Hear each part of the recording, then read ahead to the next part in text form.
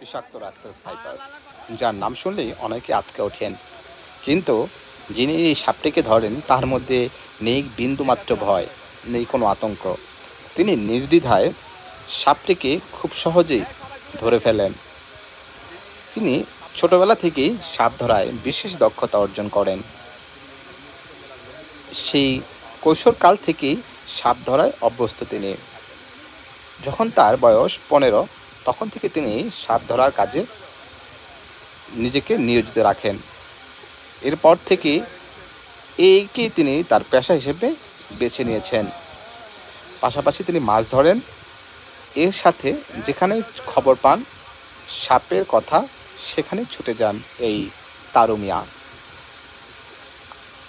এ পর্যন্ত Russell's viper ধরেছেন তিনি 35টির মতো। এই যাবৎকালে নানা ধরনের বিষাক্ত সাপ ধরেছেন তিনি।